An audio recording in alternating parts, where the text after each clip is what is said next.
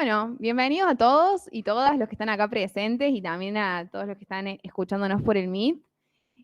Vamos a dar comienzo a esta segunda etapa de clases de apoyo. Veo muchas caras conocidas de que estuvieron acompañándonos en las clases del primer tomo, así que bueno, esperamos que les hayan servido y que por eso están de vuelta acá.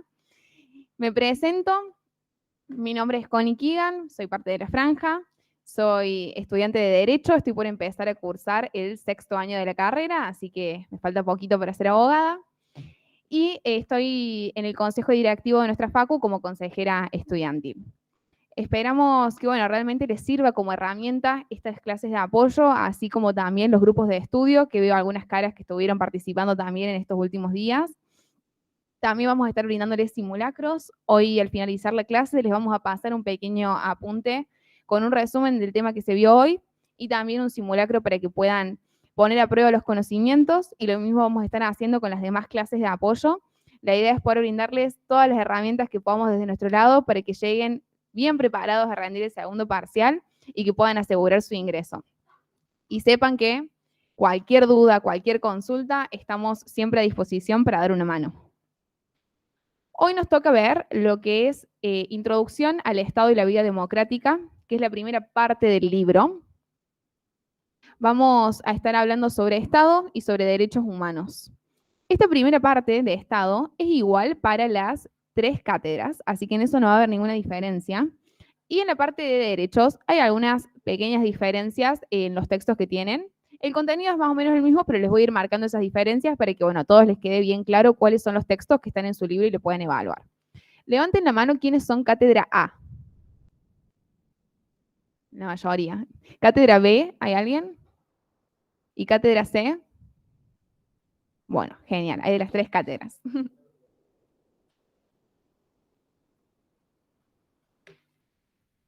Bueno, primero vamos a arrancar a hablar sobre Estado. Por ahí lo que pasa con el segundo tomo es que vamos a estar hablando sobre términos como Estado, como República, como democracia, que son palabras que usamos diariamente, pero por ahí, si nos detenemos a pensar o si alguien nos pregunta qué significan, no es tan fácil dar una respuesta o un concepto. Eso es lo que vamos a tratar de descubrir a lo largo de la clase de hoy. Cuando hablamos de Estado, estamos hablando de esta institución central de la modernidad y de la cultura occidental.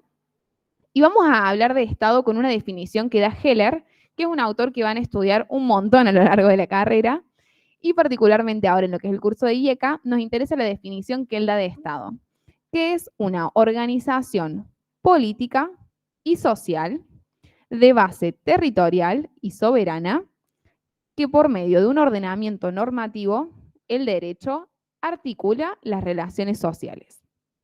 Una organización política y social de base territorial y soberana que por medio de un ordenamiento normativo, que es el derecho, articula las relaciones sociales. En esta definición tenemos contenidos todos los elementos del Estado que vamos a desarrollar ahora a continuación. Pero esta definición es muy importante que ustedes se la aprendan, y si ustedes se las aprenden, les va a ser muy fácil o les va a resultar quizás más fácil también poder acordarse de cuáles son los elementos que componen el Estado, a esta organización. Como toda organización, el Estado tiene miembros. Estos miembros, en este caso, es la población, que es el primer elemento del Estado que vamos a analizar. Cuando hablamos de población, estamos hablando de una palabra quizás con un sentido un poco más demográfico, que lo usamos para referirnos a todas las personas que habitan el territorio de un Estado. Población es eso, todas las personas que habitan el territorio de un Estado. Ahora, el libro va a profundizar en otros 2 conceptos, pueblo y nación, que son diferentes a población. Cuando hablamos de pueblo, estamos hablando de un grupo humano que está en un territorio, pero le agregamos que este pueblo o este grupo humano está unido por elementos comunes. Estos elementos comunes pueden ser objetivos, como por ejemplo estar regidos por el mismo territorio, tener el mismo derecho, tener la misma historia, hablar el mismo idioma. Y después tenemos otros elementos subjetivos que sirven para unir a este pueblo. Los elementos subjetivos tienen que ver con el sentido de pertenencia, con que quienes componen este pueblo vivan la realidad de ser parte del pueblo con eso, sintiendo que sé que son parte. ¿Cuál es la diferencia entre pueblo y nación?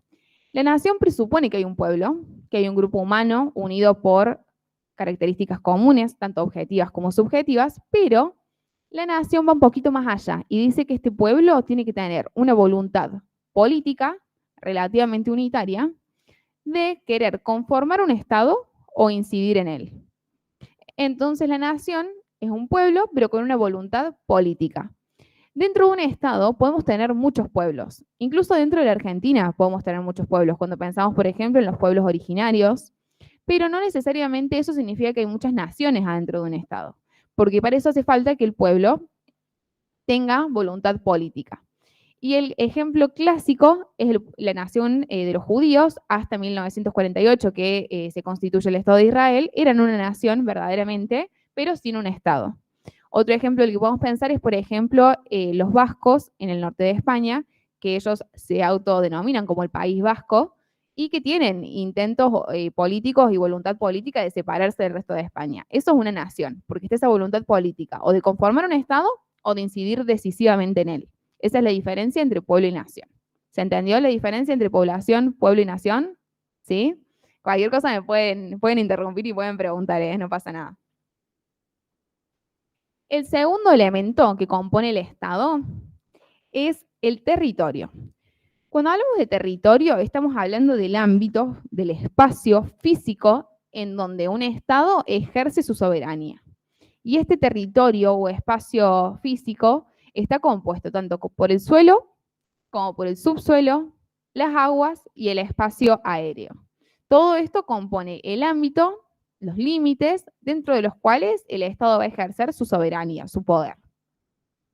Estos primeros dos elementos del Estado son quizás los más fáciles de entender porque son tangibles. Nosotros los podemos ver, los podemos imaginar, podemos pensar en las personas que habitan un territorio, podemos pensar en los límites de un territorio. Los otros dos elementos son un poquito más complicados porque son abstractos, son intangibles. Estamos hablando del poder y el derecho. Vamos a ir ahora con este tercer elemento que es el poder. Cuando hablamos de poder, estamos hablando de la capacidad del Estado de actuar de manera unitaria, de poder dictar normas, de hacerlas cumplir. Este poder opera tanto internamente dentro de un Estado como hacia afuera. Hablamos también de lo que se llama el monopolio legal de la fuerza o de la coacción física, que es esta capacidad de que el Estado dicta el derecho y lo hace cumplir. Y si uno no lo cumple, puede el Estado usar la fuerza física para obligarme. Y en esto siempre pensamos por ahí, o el ejemplo típico es pensar en las fuerzas policiales o armadas y que a uno lo detienen cuando está incumpliendo el derecho. Pero hay diversas formas desde las cuales el Estado puede ejercer esta fuerza legal.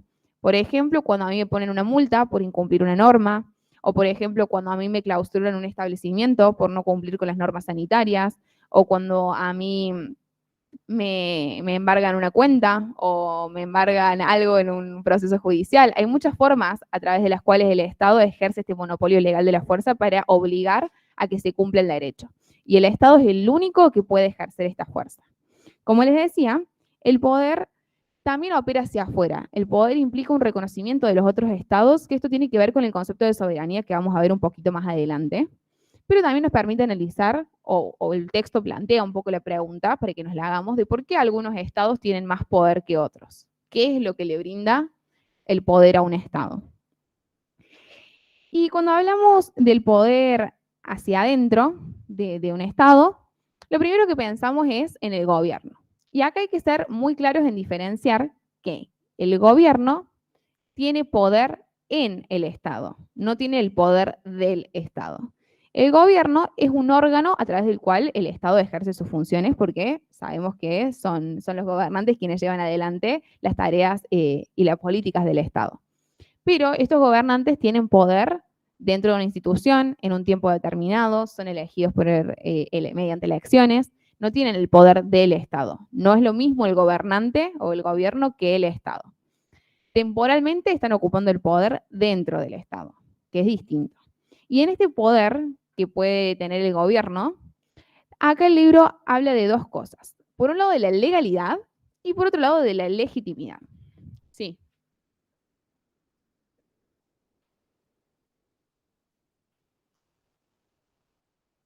Sí, tiene que ver con cómo opera, digamos, o sea, el poder de un Estado se refleja en sus relaciones con los demás Estados a nivel internacional. Y eso tiene que ver también con el concepto de soberanía, que ahora lo vamos a elaborar un poquito después, aparte, digamos, de lo que es poder. Pero básicamente el poder significa eso, o sea, cómo un Estado puede ejercer su capacidad de dictar normas, de hacerlas cumplir y demás hacia adentro de un Estado, pero también hacia afuera, cómo se relaciona con los demás Estados a nivel internacional. Bueno, cuando hablamos de legalidad, estamos hablando de que el poder es conferido y ejercido en el marco de un derecho preexistente. Esto significa que, por ejemplo, si Toto quiere presentarse para ser presidente, va a cumplir con todas las normas que hay. Primero va a tener que cumplir con los requisitos que impone la Constitución Nacional para poder ser presidente. Después va a tener que adherirse a un partido político o formar un partido político. Cuando se convoque elecciones va a tener que cumplir con todos los plazos para presentar la lista, para las boletas y demás, y todas esas cuestiones que están expresadas en normativa, en derecho preexistente, que existe antes de las elecciones y que nos regula antes, porque la palabra preexistente tiene que ver con que uno conozca las reglas de antemano y las cumple y que sean iguales para todos. Y una vez que ascienda el poder, va a tener que ejercerlo conforme al derecho que ya hay vigente. Y por otro lado, tenemos el concepto de legitimidad, que tiene dos palabritas adentro, porque el libro dice que la legitimidad tiene que ver con la legitimación por un lado y con lo legítimo por el otro. Cuando hablamos de legitimación, estamos hablando del consenso, de la aceptación, de la adhesión que haya por parte de la sociedad hacia el gobernante. Es decir, que la sociedad piense que está bien que Toto sea presidente y que es bueno siendo presidente. Y cuando hablamos de esta adhesión o aceptación, no estamos haciendo un juicio de valor respecto de si él realmente es un buen o mal gobernante, sino que hay muchos motivos que pueden hacer que tenga legitimación un gobernante. Puede ser que Toto sea súper carismático, que maneje muy bien sus redes, que a ustedes les encanten los videos que suba y digan, che, qué piola que es este tipo, tiene que ser presidente. O puede ser que quizás tenga medidas muy populares, capaz sea medio populista, pero las cosas que él dice y que él hace a la sociedad, a la población les gustan. Eso tiene que ver con la adhesión, con el consenso. Y siempre que hablamos de legitimación estamos hablando de grados, porque nunca va a haber un 100% de la población que esté de acuerdo con todo lo que hace una persona que está en el gobierno. Y por otro lado tenemos lo legítimo, que ahí sí empezamos a hacer un juicio de valor ético, moral. Por ejemplo, podemos hablar de si un gobierno cumple con los derechos humanos. Eso tiene que ver con que sea legítimo. Si hay legitimación y está lo legítimo, hay legitimidad como concepto. Lo ideal es que un gobierno tenga, por un lado, legalidad y por el otro, legitimidad. Pero puede ser, o se han dado en la historia ejemplos en los que no necesariamente van de la mano. Por ejemplo, en el tomo 1 hemos estudiado cómo a veces en las dictaduras, los gobiernos de facto que hubo en nuestro país en el siglo XX, era la misma sociedad la que aceptaba que haya golpes de facto. Podemos decir que un gobierno que era ilegal porque no estaba respetando las normas para poder acceder al poder, sí tenía legitimidad porque tenía adhesión del pueblo. O podemos hablar, por ejemplo, del último gobierno presidencial de nuestro país, que Alberto Fernández, si bien ganó las elecciones, tenía un gobierno legal y en todos los márgenes que permiten el acceso y el ejercicio del poder, al último de su gobierno tenía un 80% de imagen negativa y de desaprobación, o sea que no tenía legitimidad. Sin embargo, era un gobierno legal. Entonces puede suceder que no se den de la mano ambas cuestiones. Pero la legitimidad, sobre todo, esta aceptación de la sociedad, permite que un gobierno dure en el tiempo, porque obviamente un gobierno puede, por las armas, ejercer el poder, pero eso no suele prolongarse en el tiempo porque cuando no hay legitimidad aparece lo que el libro llama el derecho a la protesta, o que el pueblo puede empezar a ejercer a hacer notar este descontento que tiene contra un gobernante. ¿Se entendieron los dos conceptos? ¿Venimos bien? La parte de legítimo tiene que ver con la cuestión ética o con la cuestión moral, tiene que ver con los valores, lo que nos parece que es justo, lo que está bien, que se cumplan los derechos humanos. Ahí quedó claro. Azul, creo que estaba preguntando.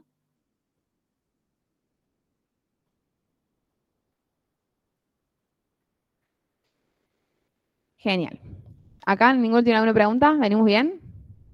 Bueno, vamos con el cuarto elemento del Estado, que es el derecho. Cuando hablamos de derecho, estamos hablando del derecho positivo. Y esto es algo para que, bueno, quienes estuvieron en los grupos de estudio ya me escucharon decirlo, pero que es clave que uno lo aprenda para el resto de la carrera, porque es una palabra que se usa mucho. Cuando hablamos de derecho positivo, estamos hablando del derecho escrito. Estamos hablando de las normas jurídicas creadas por el Estado a través de sus órganos, en particular del Poder Legislativo, y de estas normas jurídicas que organizan las actuaciones del Estado, pero también de la sociedad. Acá volvemos al concepto del monopolio legal de la fuerza que les explicaba recién. El derecho regula de qué forma se ejerce este monopolio de la fuerza que tiene el Estado. El derecho establece cuáles son las instituciones, cómo se organizan los poderes, cuáles son las autoridades que va a haber dentro del gobierno, cómo van a actuar estos órganos dentro del gobierno. Pero también regula las relaciones sociales. Y acá el libro hace una diferenciación entre lo que es el derecho público y lo que es el derecho privado. Cuando hablamos de derecho público, hablamos más que nada de todo esto que es la organización que el propio Estado se brinda, o sea, todo lo que es la dirección y la organización de sus propios actos, de sus propias instituciones, pero también cuando hablamos de derecho público, hablamos de ciertos derechos que tenemos nosotros como ciudadanos frente al Estado. Cuando hablamos de derecho privado, también estamos hablando de un derecho que es creado por el Estado a través de sus órganos, porque el derecho privado también se crea a través de normas que dicta el Poder Legislativo, la Convención Constituyente o el órgano legislativo que sea. Pero estamos hablando de normas que regulan las actuaciones o la actividad autónoma de los ciudadanos y sus intereses privados. Cuando hablamos de derecho privado estamos hablando de los derechos reales que tienen que ver con la propiedad, estamos hablando del derecho de familia, de las relaciones de parentesco, estamos hablando del derecho civil que tiene que ver con todas las cuestiones y los atributos de la persona, estamos hablando del derecho patrimonial también, de nuestro derecho a cobrar, por ejemplo, una indemnización por responsabilidad civil si sufrimos algún accidente. Estamos hablando de todas las cuestiones que regulan los intereses autónomos. Y ojo, el Estado tiene una mano en todo esto, porque como vemos, todas estas cuestiones de la vida diaria nuestra están reguladas por normas de derecho que se crean a través de órganos del Estado. Y el Estado, al dictar normas, al crear derecho, modela un poco la sociedad, porque está decidiendo cuáles son los intereses valiosos, cuáles son los intereses que hay que privilegiar, y a través de eso, obviamente de forma muy sutil y muy a lo largo del tiempo, se va modelando una sociedad.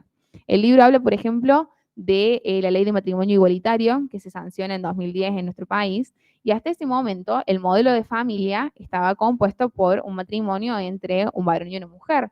Y esas regulaciones de la vida privada van modelando la sociedad, van diciendo, che, este es el modelo de familia deseable y al que hay que apuntar. Lo mismo pasa con todos los ámbitos, con, por ejemplo, toda la regulación de la seguridad social, de las indemnizaciones por enfermedades, por licencia de maternidad. Si un Estado te da beneficios en las licencias de maternidad y demás, y es un Estado que está privilegiando la maternidad como un bien valioso y que haya cada vez más madres y por ende más niños y nuevos ciudadanos. Entonces, a través de todas las regulaciones se va modelando la vida social. Eso es lo que hablamos siempre del Estado y el derecho, no solamente en la esfera de lo institucional y del gobierno, sino que es un entramado de todas las relaciones sociales. Eso se entiende, por ahí es medio complejo o medio abstracto, pero bueno, no sé si alguien tiene alguna duda, ustedes me interrumpen y me van diciendo, ¿eh? ¿Venimos bien? ¿Se entiende?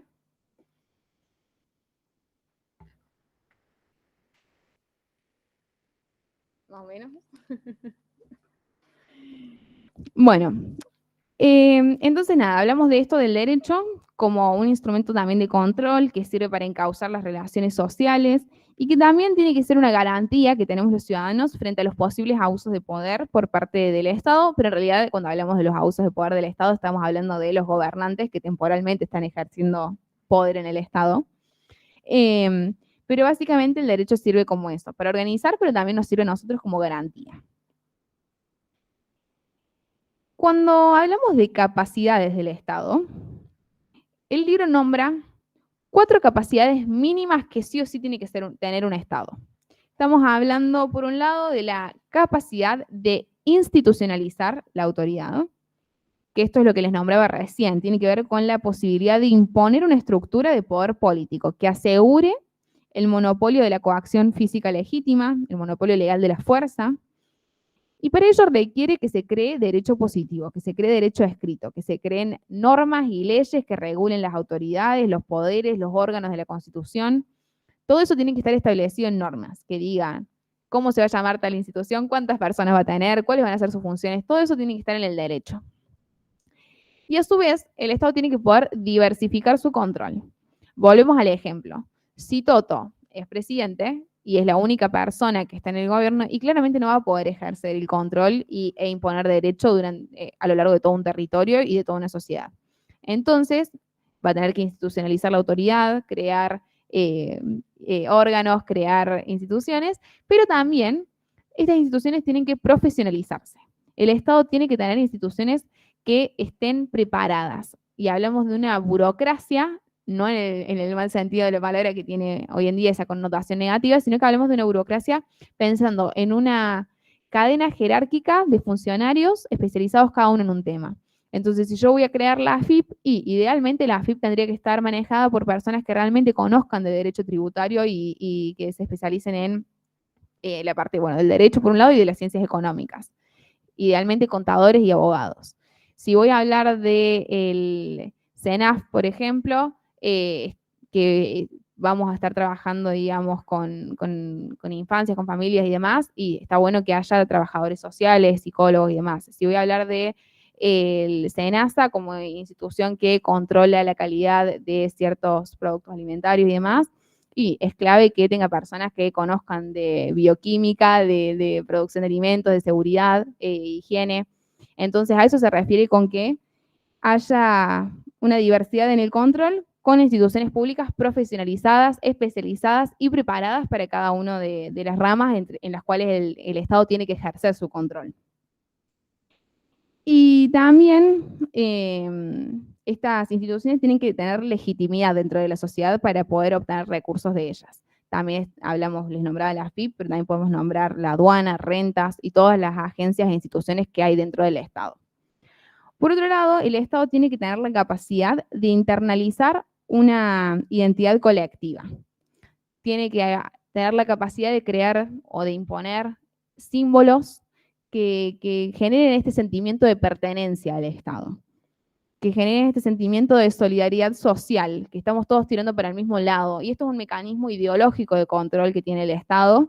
Y cuando hablamos de símbolos, lo primero que uno piensa por ahí es la escarapela o el himno, pero un símbolo también puede ser una remera de la selección que diga Messi atrás. O sea, lo importante es que sea algo que nos una como pueblo y que nos haga sentir que somos todos parte de lo mismo y que estamos tirando para el mismo lado. Y cuando un pueblo, cuando una población en realidad se siente un pueblo, se siente unificada, es mucho más fácil para un Estado poder llevar adelante su plan.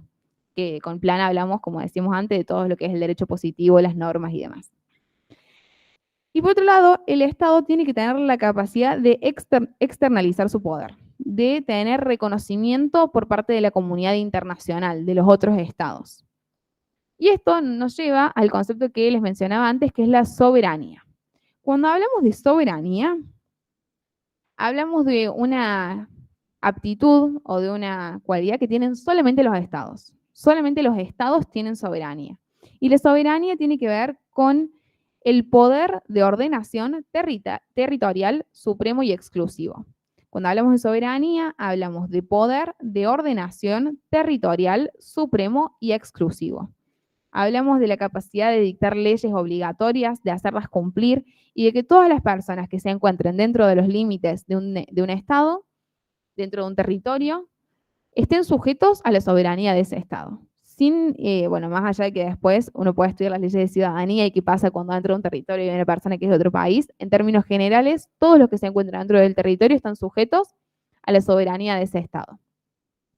En la esfera interna, la soberanía opera hacia adentro de su propio Estado con lo que se llama la autonomía, la autodeterminación, esta capacidad de imponer derechos, de resolver tus propios conflictos, de garantizar la paz dentro de tu Estado. Y por otro lado, opera hacia afuera, exteriormente, con esto de que los demás estados a nivel internacional me reconozcan a mí como un Estado, que me reconozcan como un Estado igual a ellos, que me reconozcan como un Estado independiente y que por ende ningún otro Estado pueda venir a inmiscuirse en mis asuntos de política interna. Eso es la soberanía. ¿Se entendió, más o menos? ¿Venimos bien? Bueno, y la soberanía en principio, por lo menos en nuestro sistema, recae en el pueblo, que eso es lo que hablamos siempre de la soberanía popular. Por otro lado, tenemos la Constitución.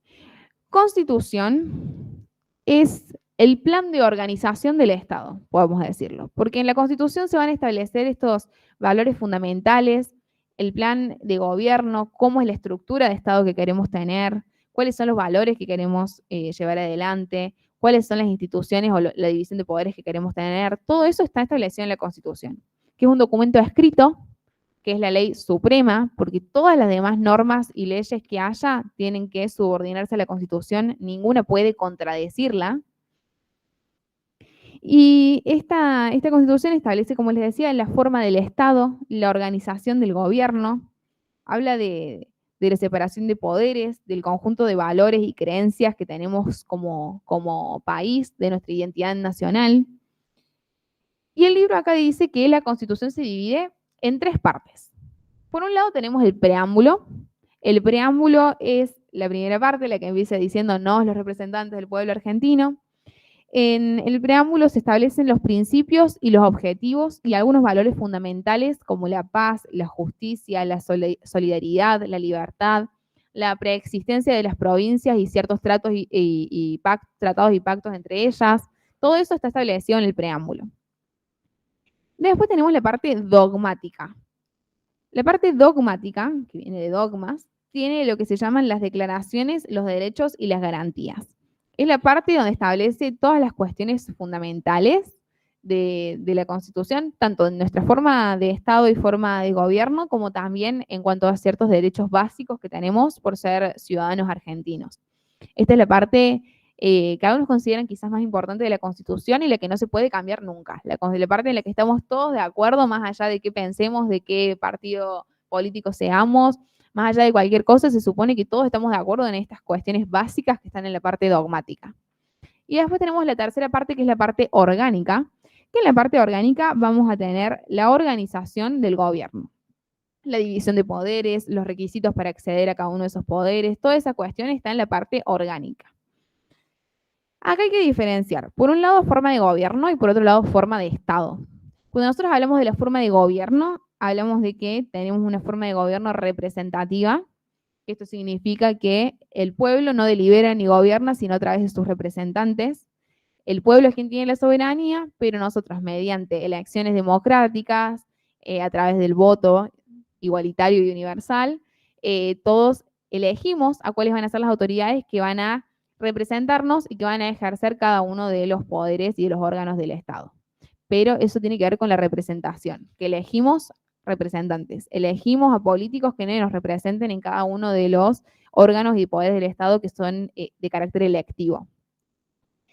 Por otro lado, tenemos que somos una república, que tenemos una forma republicana. Y esto tiene que ver con algunos valores básicos de la cosa pública, de lo que significa, digamos, el Estado, pero primariamente tiene que ver con la división de poderes. Nosotros somos una república y por ende tenemos un poder ejecutivo que se encarga de la administración, tenemos un poder legislativo que se encarga de crear derecho y de sancionar leyes, y tenemos un poder judicial que se encarga de aplicar el derecho y de resolver las controversias que puedan surgir en la vida social del Estado. Por otro lado, tenemos la forma de Estado, que tenemos una forma de Estado federal. Y eso tiene que ver con la forma en la que se distribuye el poder dentro del Estado. Nosotros somos federales porque tenemos un gobierno nacional y tenemos aparte un gobierno provincial que tiene tiene autonomía, que tiene la capacidad de dictar sus propias normas, de tener sus 3 poderes también.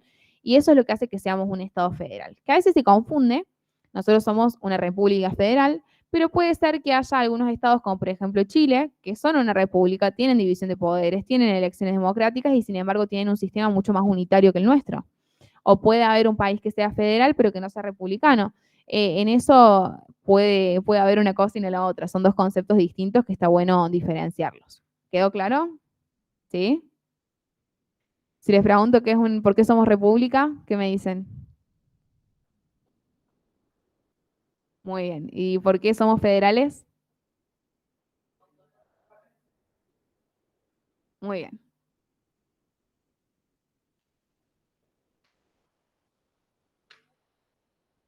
Por lo menos siento que me están escuchando. Bueno, ahora vamos a hablar de democracia. Vuelvo a lo que les decía al principio, que es por ahí un concepto que usamos tanto, pero cuando queremos saber o definirlo, ver cuál es el significado real que tiene, es como difícil encontrar las palabras para hacerlo. Y esto es porque democracia significa muchas cosas.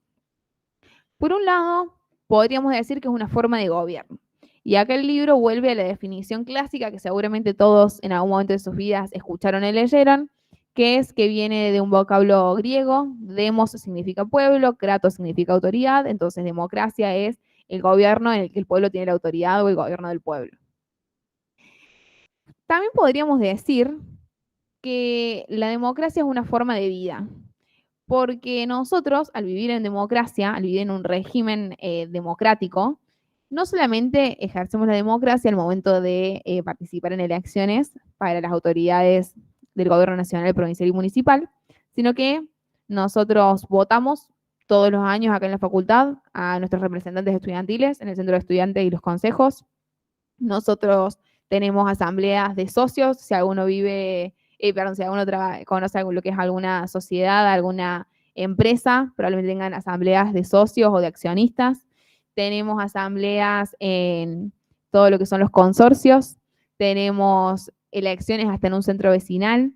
Y la democracia tiene que ver con esto, con que la llevamos adelante en todos los ámbitos de nuestra vida y ciertos valores democráticos como el consenso, el respeto, el diálogo, todo esto nos atraviesa en todos los espacios donde nos desenvolvemos, no solamente en una cuestión de gobierno. A eso se refiere con que la democracia es también una forma de vida.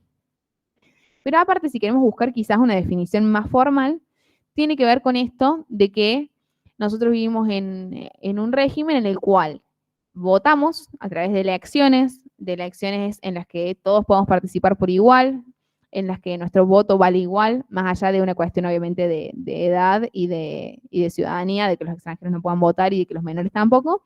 Todo el resto podemos votar y nuestro voto vale igual.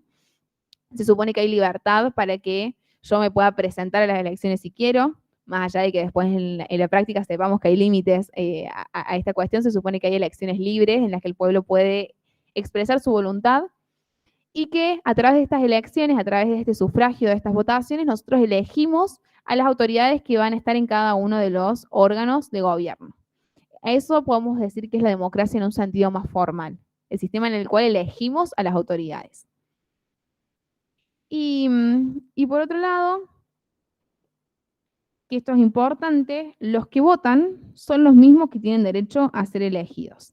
Y esto es algo que el libro va a retomar y lo vamos a seguir hablando cuando volvamos a ver lo que son los derechos políticos, pero los derechos políticos son la puerta de entrada a la vida democrática, porque en eso se basa también nuestro régimen, en que nosotros votamos, pero también podemos ser elegidos, también podemos ser quienes incidamos en las decisiones políticas. Y esa es la forma en la que se canaliza este gobierno del pueblo, que quizás en la época de la antigua Grecia era la democracia directa.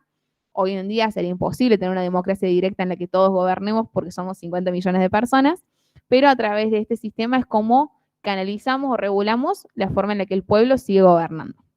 Después cada uno podrá hacer su juicio de valor o su análisis de si efectivamente el pueblo gobierna o no gobierna, pero en principio y en la teoría esa es la idea. Lo cual nos lleva al concepto de ciudadanía. Acá la cátedra A y la cátedra C tienen el mismo texto y la cátedra B tiene un texto de Gómez del Río que está un poquito más adelante, pero básicamente son muy parecidos los dos textos, porque cuando hablan de qué es la ciudadanía, hablan de la definición que da Marshall, que dice que es un estatus que se le concede a los miembros de pleno derecho de una comunidad. Se supone que quienes son ciudadanos son iguales en derechos y en obligaciones. Y esto es un concepto que obviamente ha ido evolucionando a lo largo del tiempo y eso ya lo hemos visto también cuando estudiamos historia en el tomo 1. No siempre fue lo mismo lo que nosotros consideramos que eran ciudadanos o que eran parte del pueblo. Y esto lo vamos a retomar cuando veamos un poco la historia del proceso de formación del Estado, pero hasta hace menos de 100 años las mujeres no podían votar. Entonces no éramos ciudadanas plenas y no podíamos ejercer muchos derechos que la ciudadanía te brinda. en distintos lugares del mundo, también hasta hace menos de 100 años, las personas negras no tenían los mismos derechos que las personas blancas. Entonces, la realidad es que el concepto de ciudadanía ha ido mutando y se ha ido ampliando para abarcar efectivamente a toda la sociedad y brindar los mismos derechos y las mismas obligaciones. Y ojo, hoy en día también podemos hacer un análisis de, ¿tiene los mismos derechos o es igual de ciudadano una persona que vive en Recoleta, en la Ciudad Autónoma de Buenos Aires, que tiene acceso a educación pública, salud pública de una calidad quizás la más alta del país, a todos los servicios, a que tenga todo el Estado presente de una forma que un ciudadano que vive en el impenetrable en el Chaco y probablemente no tenga el mismo acceso a los derechos que nos brinda la ciudadanía? Pero en principio y formalmente y de acuerdo a las leyes, todos tenemos los mismos derechos y las mismas obligaciones también. Cuando hablamos de ser ciudadano nos otorga este estatus jurídico o legal diferenciado. No es lo mismo ser extranjero que ser ciudadano en un estado. Nos otorga, por un lado, la capacidad de incidir en nuestro estado. Si uno es ciudadano, tiene estos derechos políticos que les nombraba recién. Uno puede votar, uno puede presentarse, uno participa activamente en la vida del estado. Uno tiene este sentido de pertenencia que tiene que ver con la idea de nación, como hablábamos antes, de sentir estos elementos comunes y subjetivos de que yo soy parte de este Estado. Y también, dependiendo del modelo de Estado en el que nos encontrábamos, al hablar de ciudadanía, hablamos también de cuál es el rol del Estado que tiene que tener para con sus ciudadanos. Cuando hablábamos de un modelo de Estado liberal, que eso lo vamos a ver en un ratito, vamos a hablar de un Estado que tiene que abstenerse de molestar a sus ciudadanos. Cuando hablamos de un estado de bienestar, estamos hablando de un Estado que tiene que involucrarse, intervenir y garantizar los derechos de sus ciudadanos. Y por otro lado, cuando hablamos de ciudadanía, y esto lo tiene el texto de la cátedra A, estamos hablando también de esto de la identidad que tenemos y de reconocernos que somos parte de un mismo grupo y demás. Y por ahí cómo se pueden construir también estos relatos de el otro como alguien distinto. Y acá el libro usa el ejemplo de cómo en la dictadura se hablaba o se enseñaba de una categoría de un otro distinto a nosotros, que era por ejemplo el subversivo, y cómo a lo largo de la historia han ido cambiando esas categorías en las cuales se clasificaba a los ciudadanos para poder también llevar adelante este plan de gobierno que tenga el gobierno. Por otro lado, el texto de la cátedra B sí habla un poco de lo mismo, digamos, las mismas definiciones y todo lo que les venía diciendo recién, pero dice que hay una concepción pasiva que puede significar que uno piense que ser ciudadano es simplemente tener derechos, y hay una concepción activa o participativa que puede significar que ser ciudadano implica también participar justamente del Estado, tener una posición activa, que significa que tenemos ciertas obligaciones y deberes cívicos de involucrarnos en la comunidad en la que estamos.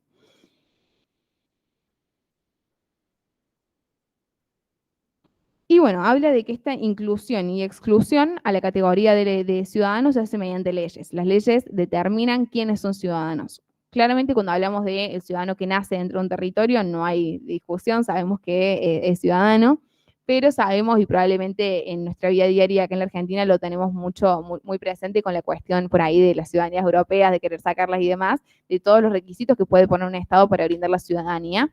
Todo eso tiene que estar regulado mediante leyes, inclusión y exclusión.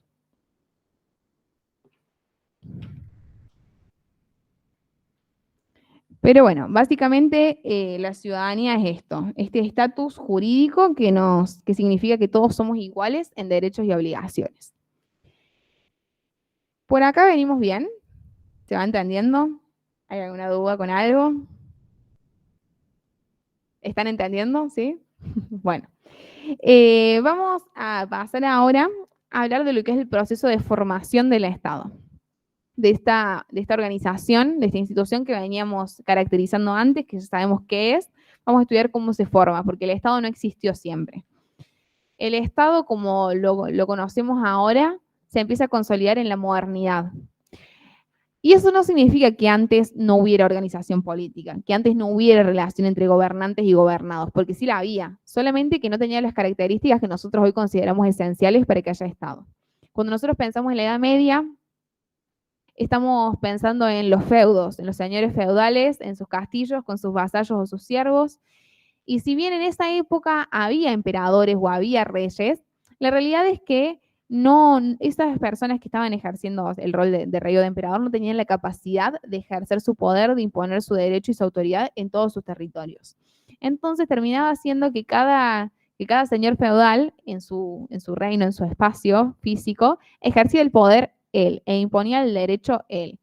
No había una unidad, había lo que se llaman poliarquías, muchos centros de poder difusos y distribuidos.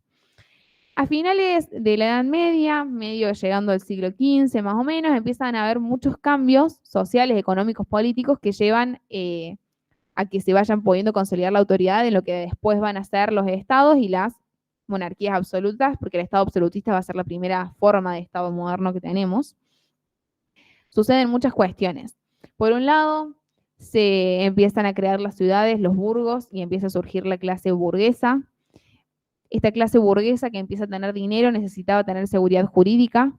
La vida en las ciudades requería un derecho que pudiera regular la vida civil, porque antes estaban los feudos que tenían esta regulación, esta vida rural que exigía, tenía relaciones distintas y que exigía derecho distinto.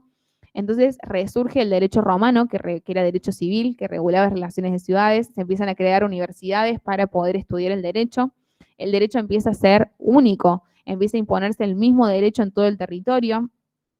Empiezan a crearse los ejércitos de carácter permanente.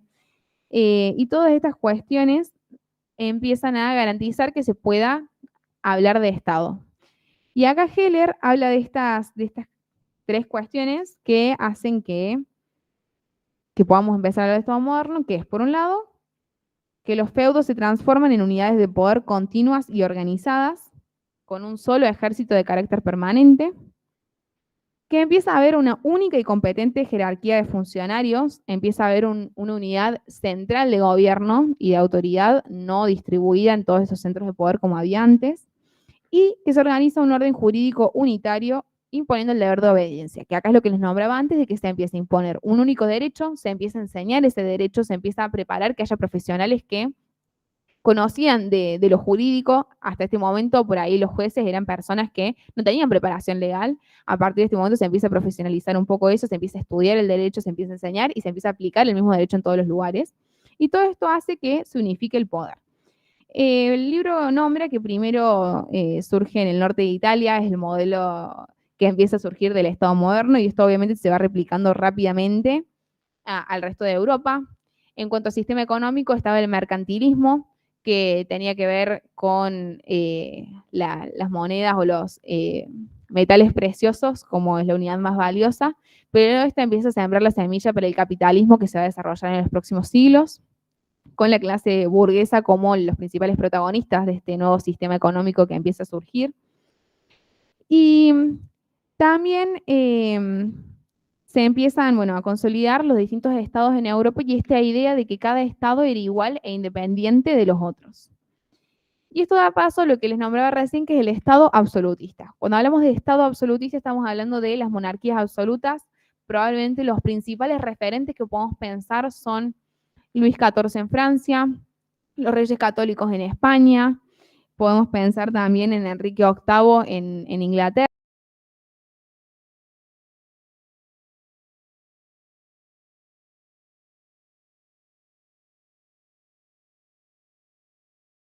El poder del derecho divino de los reyes, de que el poder de los reyes viene directamente de Dios y solamente responden ante Dios. Y esto se da al mismo tiempo que, como les decía recién, se empieza a consolidar el derecho y la capacidad de aplicar ese derecho, de hacerlo cumplir, que ese derecho era igual para todos, menos para el rey, porque el rey estaba por encima de las propias normas que dictaba.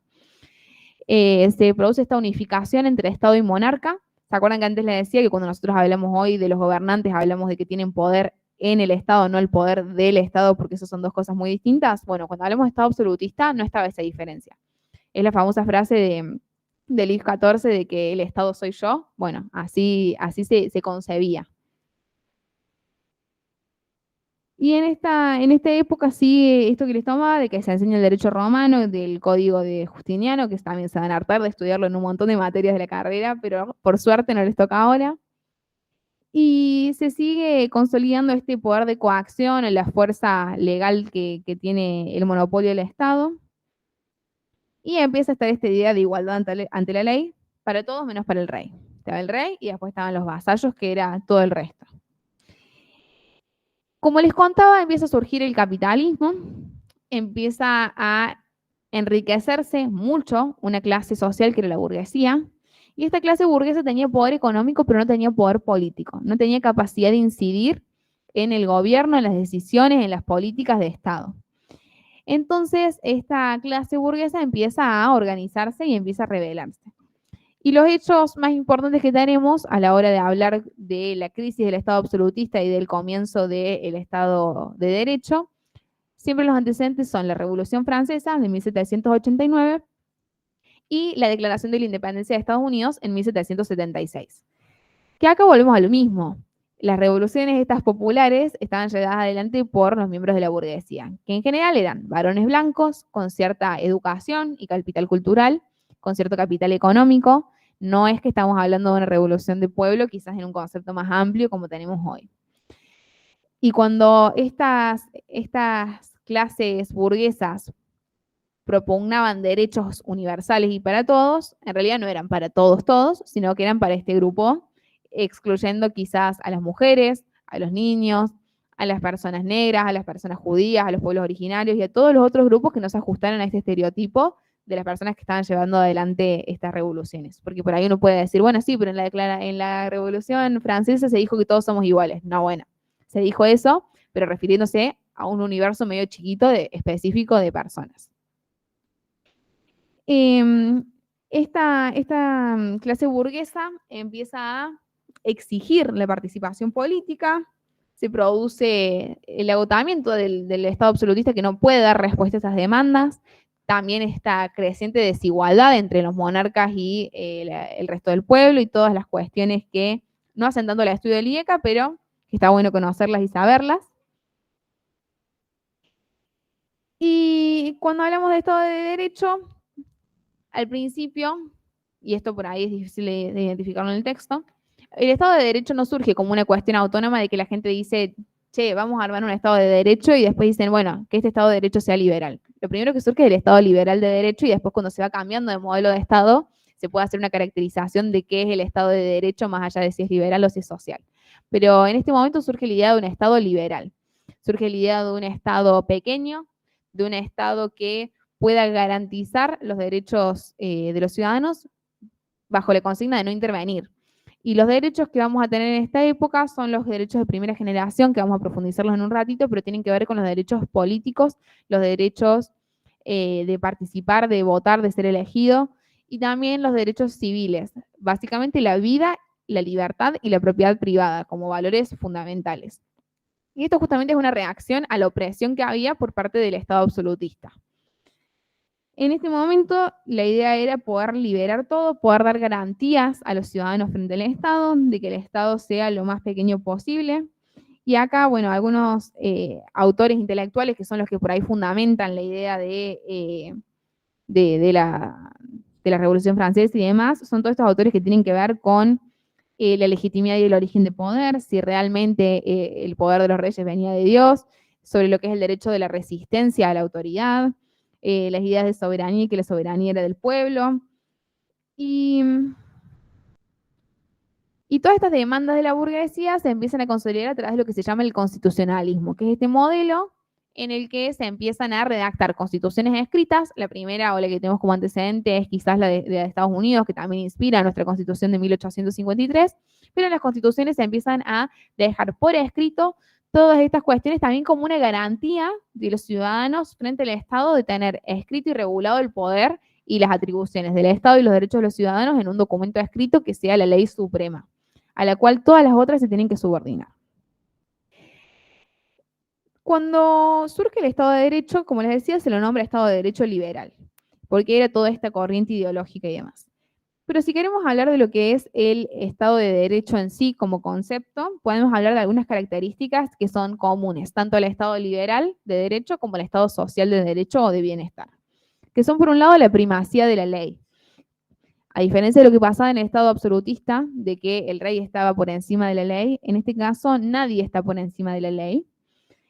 La ley la dicta el Poder Legislativo, todos los ciudadanos somos iguales ante la ley, quienes están ejerciendo el gobierno no están por encima de la misma, más allá de que en la práctica sucediera y siga sucediendo de que muchos gobernantes actúan como si estuvieran por encima de la ley. nuestro marco normativo dice que nadie está por encima, que todos somos iguales. Esta primacía del derecho es una garantía para los ciudadanos de que nadie va a abusar del poder o nadie debería abusar del poder del Estado. Por otro lado, el Estado de Derecho significa que hay un sistema jerárquico de normas, que esto garantiza seguridad jurídica. Como les decía, dice, hay una norma suprema que es la Constitución, y bajo esta norma se van a tener que regular todas las demás leyes y demás. Nadie puede ir en contra de la Constitución. También implica la separación de poderes para evitar abusos, que no haya una sola persona que controla y que concentre todo el poder como sucedía en el Estado absolutista, que haya reconocimiento de la personalidad jurídica del Estado, que se pueda separar de la personalidad de los gobernantes, que no pase esto de el Estado soy yo, el Estado es algo separado, que haya control de constitucionalidad de las leyes para garantizar la supremacía de la Constitución, y esto le corresponde a los jueces de poder controlar que todas las normas que se dicten vayan de acuerdo con la Constitución. Después pasamos a un modelo de Estado social de derecho o Estado de bienestar, porque este Estado liberal también va a quedarse corto a la hora de dar respuesta a las demandas sociales. Obviamente, y cuando hablamos de ciencias sociales y de historia, todo es un proceso y lleva tiempo y nada pasa un día por el otro. Pero a finales del siglo XIX, principios del siglo XX, se acordarán que estudiamos lo que eran las revueltas y las protestas obreras por todos los derechos laborales, por la situación que vivían los obreros en las fábricas y demás. Esto fue un primer puntapié de decir, capaz que este modelo de Estado liberal, en el que el Estado no interviene, en el que dejo que el mercado se regule solo, capaz que no está tan bueno o capaz que no garantice ciertas condiciones básicas de existencia. Después pasan un montón de cosas. Tenemos una guerra mundial, tenemos la crisis de 1930 económica y tenemos una segunda guerra mundial que realmente devasta a la sociedad, sobre todo en los países de Europa, porque a nosotros no nos llegó de la misma forma las consecuencias de la guerra, porque no se luchó acá. Y también tenemos un contexto político en el que se había conquistado el sufragio universal, es decir, que empezaron a llegar o integrar los poderes del Estado voces disidentes. Y empieza toda esta corriente ideológica del Estado de bienestar, que también se empieza a consolidar en reformas a las constituciones. En particular en Argentina tenemos la reforma de 1949 con Perón y la reforma de 1957 en el gobierno de facto, que consolida el artículo 14 bis que tenemos vigente hasta hoy. Y acá lo más importante son los derechos sociales, económicos y culturales, que tienen que ver con un rol de un Estado más interventor y de pensar que para que podamos ejercer los derechos civiles, para que podamos ejercer los derechos políticos, tenemos que tener todos ciertas condiciones básicas de existencia asegurada. Es esto de, con hambre no puedo pensar. Sí, todo bien que yo tenga el derecho a la propiedad privada, pero si estoy viviendo en la situación de calle, ¿de qué me sirve ese derecho? O todo bien que yo tenga derecho político a poder incidir en la comunidad y presentarme a elecciones. Pero si yo no tengo acceso a la educación, si yo no tengo acceso a la salud, si yo no le puedo dar de comer a mi familia, ¿cómo voy a ejercer este derecho? ¿Cómo me voy a presentar a elecciones? Entonces tiene que ver con que el Estado garantice una igualdad de oportunidades a través de servicios que presta el Estado, como la educación, como la salud y mucho la seguridad social, las jubilaciones, los seguros por desempleo, todas estas cuestiones. Que todo bárbaro, porque en ese momento y en ese contexto sirvió mucho, pero unas décadas después, en algunos países en los 70, en otros en los 80, en otros en los 90, este modelo entra en crisis, porque claramente para poder brindar todos estos servicios del Estado, hacía falta tener mucha plata, porque todo eso es presupuesto público. Y ante esta crisis, algunos estados tomaron decisiones diferentes. Por un lado, tenemos modelos como el de Estados Unidos o el de Inglaterra, con Margaret Thatcher en Inglaterra y con Ronald Reagan en Estados Unidos, creo que es Ronald Reagan, que plantearon un modelo neoliberal, que era este modelo de volver un poco a lo que era el Estado liberal, de poder recortar las prestaciones sociales del Estado y demás. Otros estados, por ejemplo, los países nórdicos en Europa, consolidaron el estado de bienestar y tienen un modelo socialdemócrata muy fuerte en el que se garantizan todavía todos estos servicios por parte del Estado.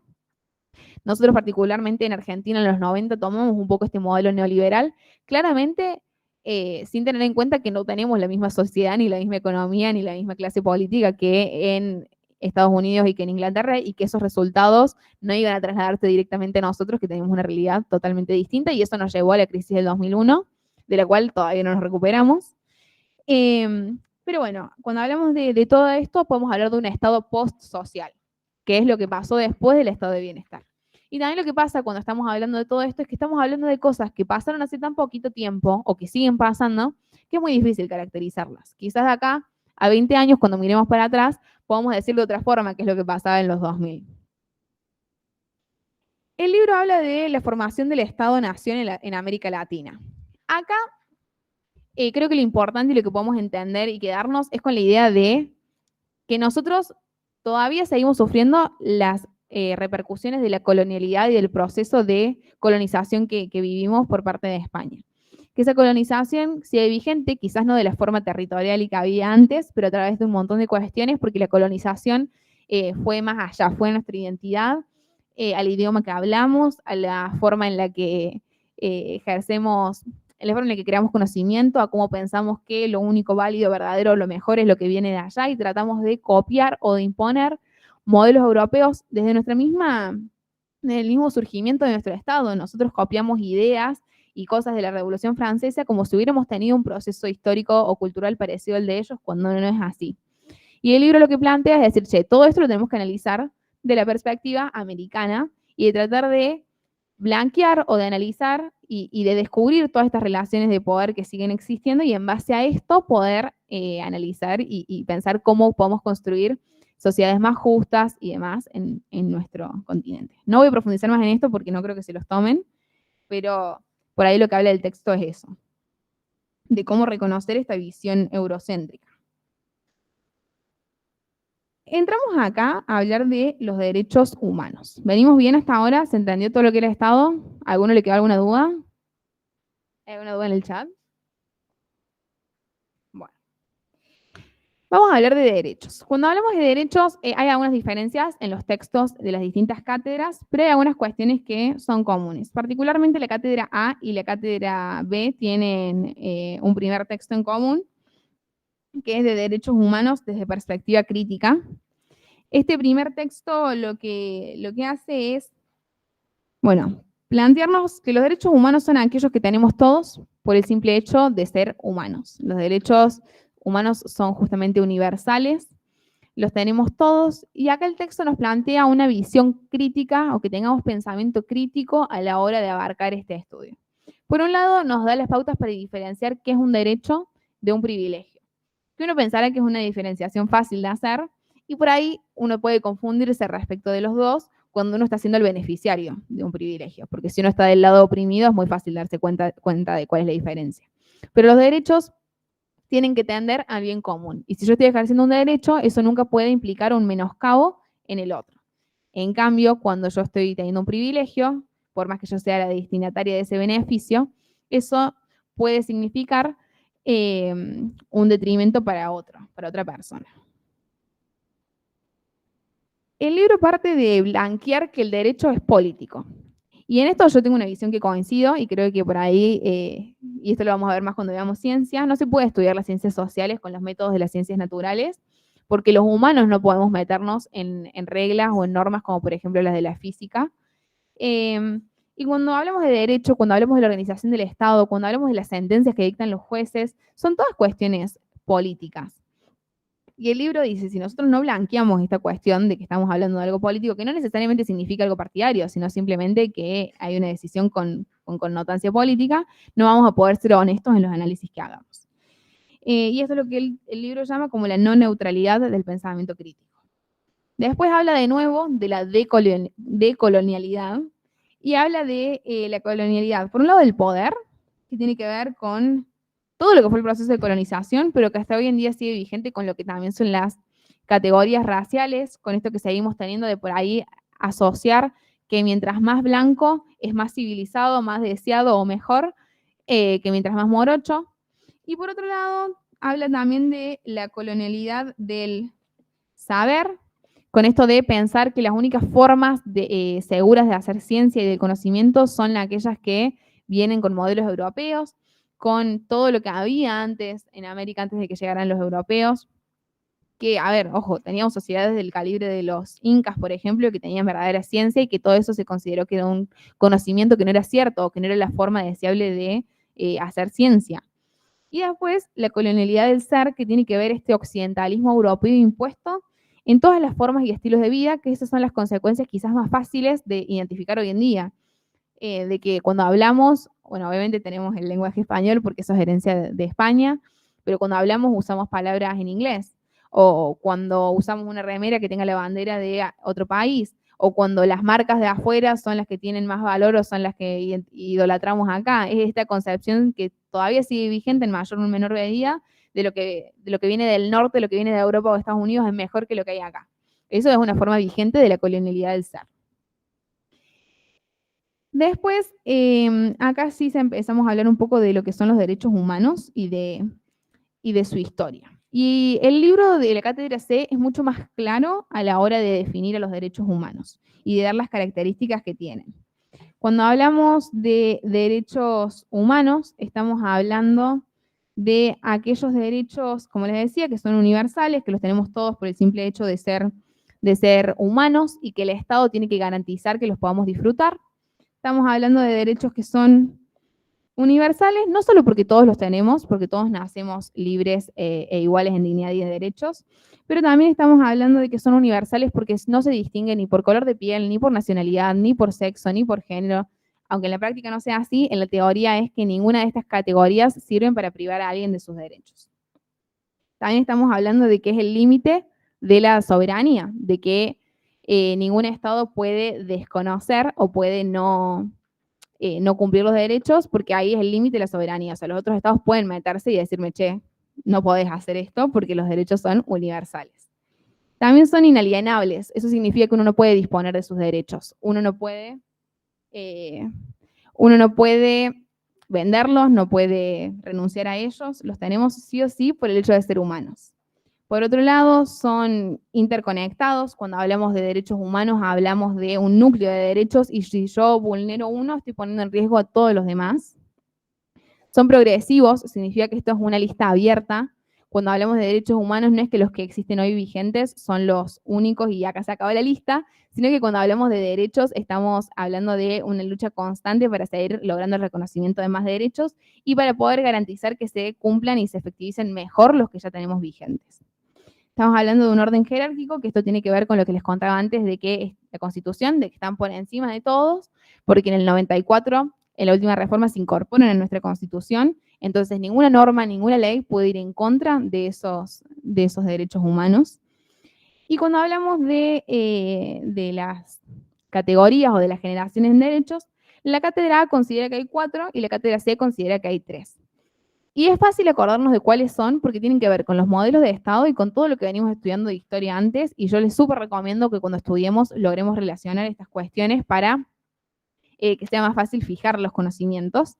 La primera generación tiene que ver con un Estado liberal de derecho, tiene que ver con estos derechos políticos y derechos civiles. Cuando hablamos de derechos civiles hablamos de la vida como valor fundamental y supremo. Hablamos de la libertad y de libertad en todos los ámbitos. Libertad de prensa, libertad de opinión, libertad de elegir qué religión practicar, de elegir qué ideas políticas tener, del proyecto de vida que cada uno quiere tener. Hablamos de la propiedad privada, hablamos de derechos políticos en esto de elegir y ser elegido, de poder incidir en la vida política de nuestro Estado. Cuando hablamos de derechos de segunda generación, hablamos de estos que se enmarcan en el contexto de un estado de bienestar o de un estado social de derecho. Hablamos de derechos económicos, de derechos sociales y de derechos culturales. Hablamos de los derechos del trabajo, de la jornada de 8 horas, de las vacaciones pagas. Hablamos de la seguridad social, hablamos de las licencias por maternidad, de las jubilaciones, de los seguros de desempleo o las pensiones por enfermedad. Hablamos de la idea de una renta mínima o un salario mínimo vital y móvil que todas las familias tienen que tener para poder garantizar su subsistencia básica.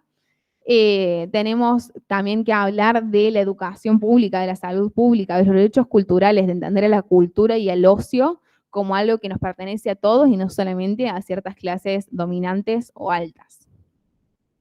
Cuando hablamos de la tercera generación de derechos, hablamos de esos derechos que pasan a ser quizás difusos o colectivos, porque cuando hablamos de las primeras 2 generaciones estamos hablando de los derechos que uno tiene individualmente como persona, tanto políticos, civiles como económicos. Pero cuando hablamos de la tercera generación, empezamos a hablar de un desarrollo ideológico en el que nos damos cuenta, che, capaz hay más de una capaz hay más de un bien o de un valor que no me pertenece a mí solamente como persona, sino que nos pertenece a todos como conjunto, como humanidad. Y el ejemplo típico es hablar, por ejemplo, del medio ambiente. Cuando alguien está tirando elementos contaminantes a un río, no está afectando solamente a la persona que tiene la casa al lado de ese río. Ese río después va a un lago, que después va a una planta de agua, que después es agua que consume toda una sociedad. Es quizás la forma más fácil de entender cómo hay bienes que son de todos y que lesionarlos nos afecta a todos como comunidad.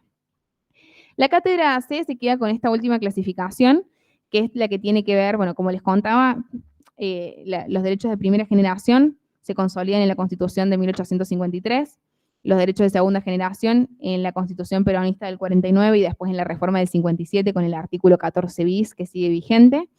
Los derechos de tercera generación se consolidan más que nada con la reforma de 1994. Y después, esto obviamente, como les decía, es un listado abierto en el que se van incorporando nuevos derechos.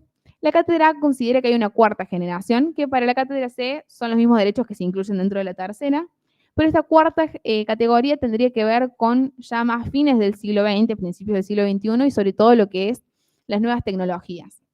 El derecho de acceso a la información, al Internet, la protección de datos, el derecho al olvido, todas estas nuevas cuestiones que tienen que ver con la existencia de una tecnología que antes no estaba. Para la cátedra C, todo esto sería parte de la tercera generación. Y lo último que nos quedaría quizás poder terminar de repasar en cuanto a derechos es por un lado la historia, que ya lo hemos hablado, se empieza a hablar de estos derechos y de esta idea universal desde lo que fue la Revolución Francesa y de lo que fue la Declaración de la Independencia de Estados Unidos.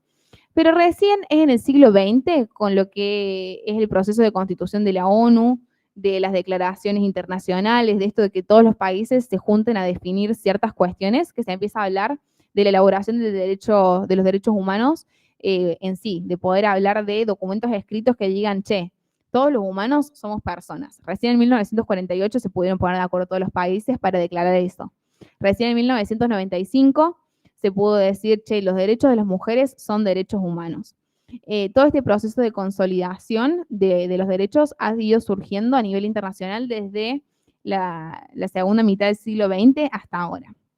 Y particularmente en lo que es la historia de los lucha por los derechos en Argentina, hablar de nuestra historia en derechos es hablar de nuestra historia, porque todos los derechos se han ido conquistando a través de distintos movimientos sociales. Podemos pensar primero quizás en la Revolución de Mayo y lo que era el derecho al desarrollo y de la búsqueda de la independencia y de poder constituir tu Estado. Podemos hablar de las revueltas obreras por los derechos laborales, podemos hablar de la lucha por conseguir el sufragio, primero universal, pero que no era universal, y después la lucha por el sufragio femenino. Podemos hablar de la reforma de 1918 y de los derechos estudiantiles. Y así, cuando queremos analizar la historia argentina, podemos encontrar que siempre, a través de las luchas sociales, se ha ido conquistando nuevos derechos.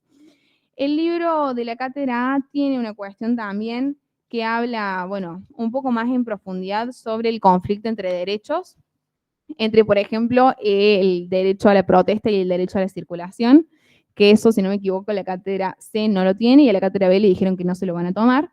Pero acá lo importante es que a ustedes les quede un concepto, porque esto no lo van a estudiar tanto ahora, lo van a ver más que nada en Derecho Constitucional cuando ingresen a la carrera, es que no hay respuestas absolutas o correctas sobre qué pasa cuando dos derechos constitucionales protegidos por la Constitución entran en conflicto. Y ahí va a haber que ver en el caso concreto.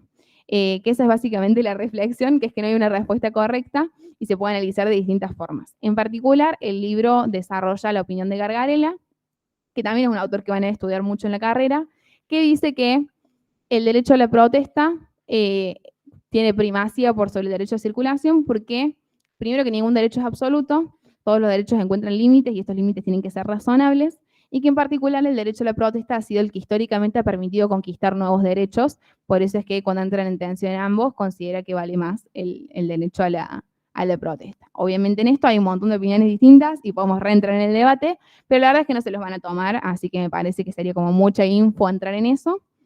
Pero con eso un poco terminaríamos con los temas que estaban previstos para hoy. ¿Alguno tiene alguna duda, alguna consulta? ¿No? Sí.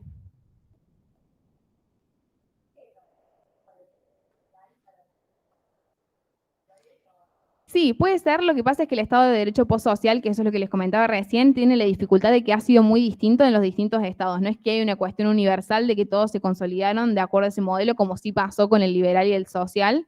Sin embargo, más allá de que no haya un único modelo de Estado postsocial, en general sí estos derechos de tercera generación se han dado de forma universal en todos los estados. Estado liberal de derecho, sí. En la primera, en la Constitución de 1853. Bueno, espero que les haya servido la clase. Nos vamos a ver el jueves para poder avanzar en lo que es ciencia.